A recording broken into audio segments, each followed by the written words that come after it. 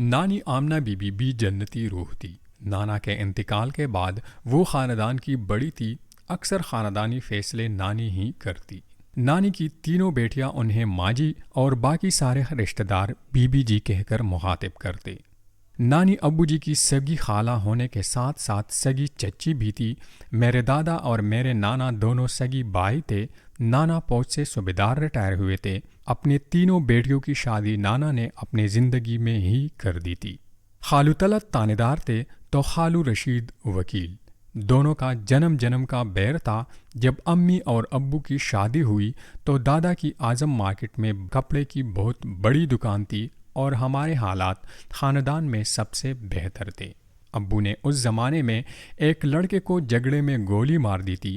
پھر کیا تھا، آدھی کمائی تانیدار کھا گئے اور باقی آدھی وکیل۔ خالو طلعت اور خالو رشید کی بات نہیں کر رہا، یہ صاحبان اور تھے۔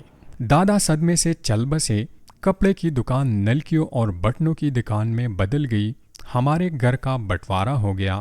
تایا ساجد اور پپو ناصرہ اس سب کا قصوروار ہمیشہ ابو کو ہی ٹھہراتے۔ ان کی بات ایک حد تک ٹھیک بھی تھی۔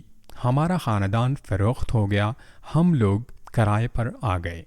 تایا کو ان کے سالے نے سعودیہ بلا لیا۔ دیکھتے ہی دیکھتے تایا ساجد ترقی کرنے لگے اور ان کے گھر کے حالات بہتر ہو گئے۔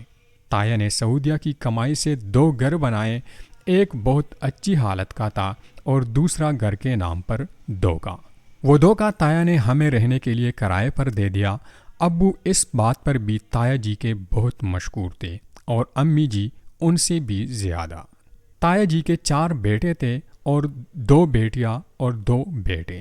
بڑی بیٹی کی شادی انہوں نے کر دی تھی اپنی سالی کے بیٹے سے، اور آرپا کی منگنی بھی اسی کے گھر میں ہو چکی تھی۔ آرپا سے میری خوب بنتی تھی، حالانکہ وہ مجھ سے کوئی سال بھر بڑی تھی۔ پپو ناصرہ سبی میں رہتی تھی۔ وہ بے اولاد تھی۔ وہ سالوں بعد کبھی کبھار لاہور آتی تھی۔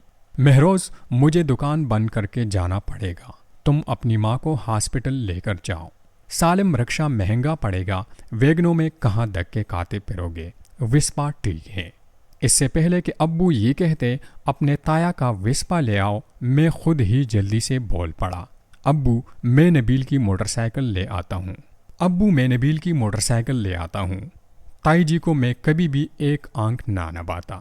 تائی جی کی جلی کٹی سننے سے بہتر تھا وسپا کی بجائے نبیل سے موٹر سائیکل ہی مانگ لی جائے۔ ہاسپٹل پہنچا تو نانی کی حالت کافی بہتر تھی۔ امی کو بھی اپنی ماں کو دیکھ کر سکون مل گیا تھا۔ میری مشتاق نگاہیں ارد گرد کسی کو تلاش کر رہی تھی۔ نانی اور ماسی نے میری بے چینی بانپ لی۔ ماسی امی کو لے کر باہر چلی گئی اور نانی اپنی تکلیف بھول کر فوراً مجھ سے مخاطب ہوئی، تم نے دیر کر دی، کالج سے سیدھی آئی تھی، ابھی نکلی ہیں، کل پھر کالج کے بعد آئے گی، دعا کرو مجھے کل تک چھٹی نہ ملے۔ نانی نے معصوم بچے کی طرح ساری خبر سنائی تھی۔ میری بسمہ سے ملاقات نہ ہونے کا مجھ سے بھی زیادہ افسوس نانی کو تھا۔ آج نانی کو یاد کرتا ہوں تو نانی کی معصوم باتوں پر بہت زیادہ پیار آ جاتا ہے۔ میں نے بسمہ سے ملاقات کے لیے اگلے دن اپنے کالج سے چھٹی کی، اپنی سب سے اچھی پینٹ شرٹ اور کوٹ پہنا جو سب مجھے تحفے میں ملے تھے۔ سائیکل کی بجائے موٹر سائیکل پر سی ایم ایچ جانے کا فیصلہ کیا۔ جب موٹر سائیکل مانگنے کے لیے نبیل کی دکان پر پہنچا تو پتہ چلا موٹر سائیکل اور نبیل صاحب دونوں ہی دکان سے غائب ہیں۔ اتنی اچھی پینٹ شرٹ، اوپر سے کوٹ، ہاتھ میں کیسیو کی ڈیجیٹل گھڑی، میں سائیکل چلاتا ہوا اچھا لگوں گا، دل میں خیال آیا۔ جیب میں ہاتھ ڈالا تو صرف 40 روپیز نکلے اور آرفا یاد آ گئی۔ آرپا میری تایا کی بیٹی، اس کے 2 ہی شوق تھے۔ آرپا میری تایا کی بیٹی، اس کے 2 ہی شوق تھے، اچھے کپڑے اور اچھی خوراک۔ کھا کر وہ کافی موٹی ہو گئی تھی، پھر بھی دکھنے میں اچھی تھی۔ گوری چٹی، گول مٹول، پڑھنے میں ایک دم نالائق۔ میٹرک میں 3 بار فیل ہونے کے بعد اس نے خود ہی تعلیم کو خدا حافظ کہہ دیا تھا۔ تایا کے گھر پہنچا تو تایا تائی تو آرپا کے سسرال گئے ہوئے تھے، انہیں آرپا کے منگیتر تنویر نے بلایا تھا۔ آرپا بھی میرے ٹاٹ دیکھ کر دنگ رہ گئی، اوئے مطلبی آدمی کیسے ہو؟ आरपा ने घर का दरवाज़ा खोलते ही कह दिया, ताई घर पर है? आ जाओ, घर पर कोई नहीं है, आरपा अंदर जाते हुए बोली। मैं उसके पीछे हो लिया। मैंने चलते चलते ही आने की वजह बयान कर दी। वो आरपा, मुझे 200 रुपया उधार चाहिए था। पहले कितने हैं? आरपा ने रुक कर मज़े से पूछा था। 1900। मैंने फिट से बता दिया। आरपा मुस्कुराते हुए कहने लगी, हो तो तुम ईमानदार। ये बोलकर वो कमरे में गई और 200 रुपीज़ लाकर मेरी हथेली पर रख दिए। मैंने अपने कोट की आस्तीन ऊपर करके उसकी दी हुई घड़ी उसे ही दिखाई। वो मुस्कुरा दी। मैं जल्दी से पलटा। उसकी आवाज़ मेरी कानों में पड़ी, ओए, आज इतना बन टन कर कहाँ जा रहे हो? CMH बिस्मा से मिलने। मैंने आरपा को देखे बगैर चलते चलते ही जवाब दिया था। 240 रुपीज़ में से 7 रुपये किराया लग गया।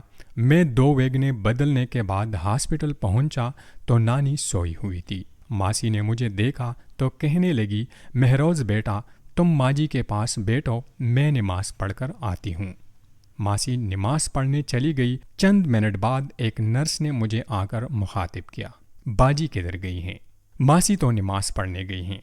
अच्छा, ऐसा करे, ये 2 इंजेक्शन हैं, इस वक्त ये हमारे स्टॉक में अवेलेबल नहीं है और ये लगाने भी अभी हैं, अभी ये बाहर से ले आए। नर्स ने मेरे हाथ में एक पर्ची थमा दी। मैंने परेशानी से नर्स की तरफ देखा। आप इंजेक्शन ले आए, मैं इधर ही हूँ, फिक्र करने की कोई बात नहीं है। मैंने फार्मेसी से वो दोनों इंजेक्शन लिए बिल पूछा तो काउंटर पर बैठे हुए उम्र रसीदा शख्स ने अपने चश्मे के ऊपर से देखते हुए बताया, 230 रुपीज़। मैंने अपने जेब से 230 रुपीज़ निकाल कर उसे थमा दिए और भागता हुआ वार्ड की तरफ लौटा। मेरे कोट की जेब में पड़े हुए 3 सिक्के उछल उछल कर एक दूसरे से टकरा रहे थे। वापस लौटा तो 2:30 बज चुके थे। CMH में लवाहिकीन 2 से 4 बजे तक अपने मरीजों की अयादत कर सकते हैं। नानी बेड की बेग से टेक लगाए हुए बैठी हुई थी। बिस्मा नानी को यखनी पिला रही थी और उसकी कज़न और सहेली मुंह में स्ट्रा लगाए आम की जूस के मज़े लूट रही थी। बिस्मा को देखते ही मेरे दिल की धड़कनें तेज़ हो गई। बिस्मा ने भी मुस्कुराते हुए एक नज़र मुझे देखा। मैं चलता चलता उसके पास पहुंचा। बिस्मा ने नानी का मुंह साफ किया और यखनी वाला टिफिन का डब्बा साइड टेबल पर रख दिया।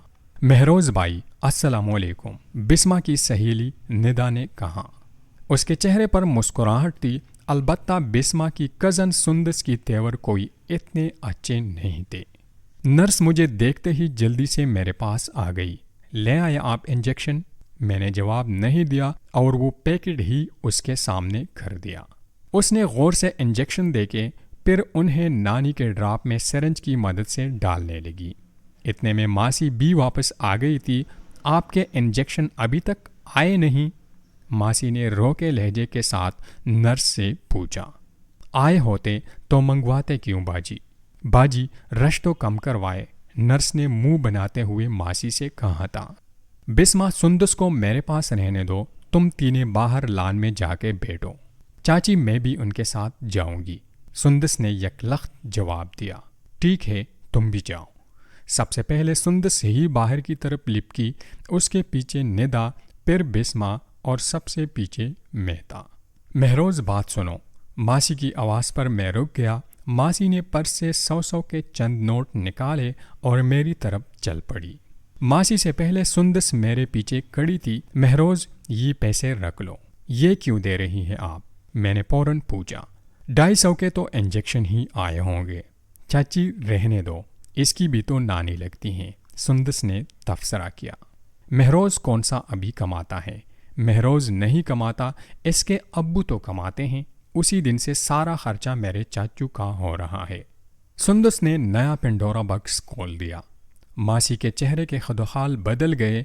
इससे पहले कि वो सुंदस को कुछ कहती, बिस्मा जल्दी से नानी के बेड के पास गई और नानी का पर्स उठा लाई और सुंदस को दिखाते हुए बोली, नानी एक सूबेदार की बेवा है, उनका इलाज मुफ्त हो रहा है। अगर कुछ थोड़ा बहुत खर्चा हुआ भी है तो वो नानी ने खुद ही किया है। نانی ہم پر بوجھ نہیں ہے، نہ ہی اپنی دوسری بیٹیوں پر اور نہ ہی اپنی دامادوں پر۔